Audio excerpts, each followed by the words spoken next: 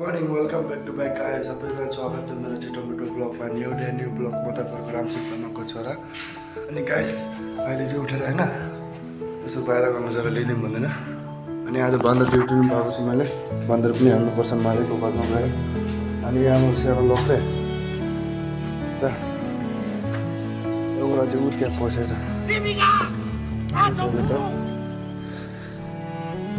यहाँबाट देखाइदिएको छैन त्यो पिलरले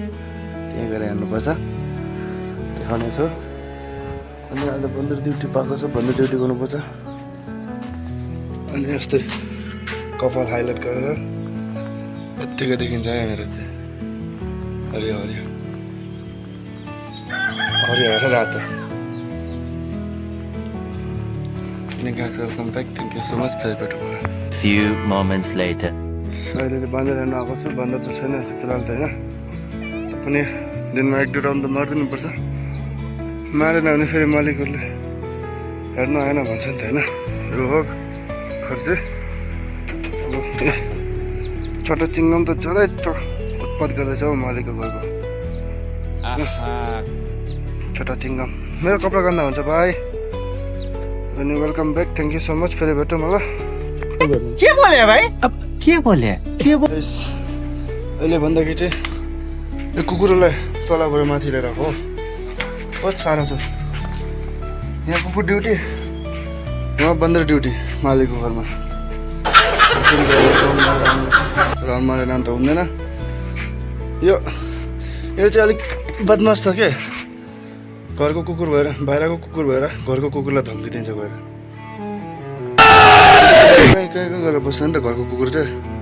त्यसैको लागि अनि welcome back thank you so much फेरि भेटौँ के बोलेर मरेको यो गाइस तपाईँहरूलाई के देखाउन चाहन्छु है म वेट गर्नु होला देखाउने छु ए दर्जा खोलिदिनु खोलिदिएको छैन भने कस्तो भुक्दैछ यो दुईजना नि हुँ गर्छ यो छ कस्तो रुन्छ है आँसु भयो छैन बिचरा थुन्ने भनेर जानु दिन्न म के गर्छु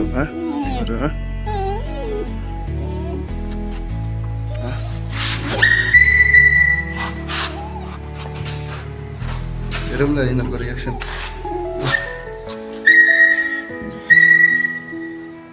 यस्तो गर्छ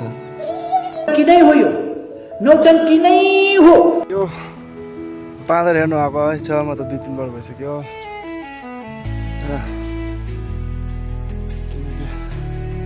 बाँदर त यसले पनि हेर्छ नि त नि भुकिहाल्छ बाँदरलाई अनि म पनि हेर्नु पऱ्यो 1-2 कङ्ग्रेचुलेसन यस्तै छ हाम्रो गाडीहरू चाहिँ मालिकहरूको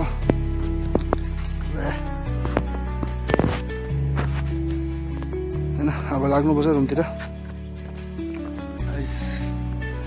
रुममा त आइपुगेको तर हेर न मेरो कुकुर चाहिँ त्यहाँ छ यसलाई त लाने अरे अब मालिकको साथीले अनि यसलाई चाहिँ पुऱ्याइदिनुपर्छ चकसम्म किनकि यहाँ कुकुर पाल्नु नदिने अरे त्यसैको लागि अब काम छैन एकछिन बादमा फेरि बाँदर जानुपर्छ है guys welcome back thank you so much guys अहिले चाहिँ सान्दा पनि आइपुग्यो है अनि आज कुकुरसँग खेल्दैछ उसको सानो भाइ के भयो सानो भाइ नि अनि यो चाहिँ ठुलो भाइ यो चाहिँ अलिक लाटा छ ऊ त्यो चाहिँ बदमास छ नम्बर 1 मैले त पहिला त देखाएकै छ अब त के भन्नु होइन यस्तै हो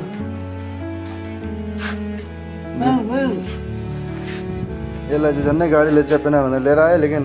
घरमा चाहिँ पाल्नु नदिने अरे अब मालिकको साथीले एडप्ट गर्ने अरे कि कहिले लान्छ नि यसलाई अनि उता एउटा यसलाई चाहिँ सक्षम पुऱ्याइदिउँ भनेको यस्तै छ कुकुरको जिन्दगी जस्तै मान्छेहरू पनि होइन नाटकै हो किन भन्दाखेरि कुकुर र मान्छे एउटै हो कुकुर मर्दै गर्न मान्छे रहन्छ अरे मान्छे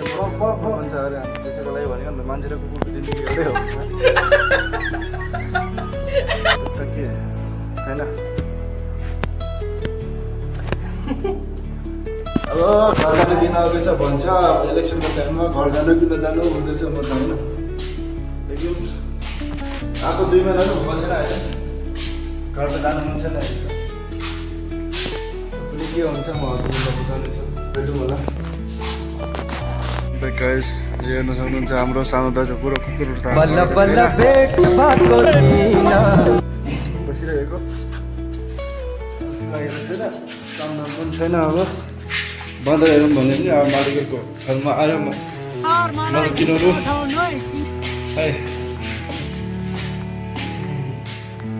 अनि कुकुरहरू यहाँ खेल्दैछ अन्त फर्स्ट लाइकर कमेन्टर भ्युवर तथा डिसलाइकरहरू जतिलाई हार्दिक अनि म चाहिँ यो भयो अनि गाइस ब्लग धेरै लामो नगरेर आजको लागि अन्त्य गरौँ जय हिन्द जय नेपाली जय Gorkhaland good night love you thank you so much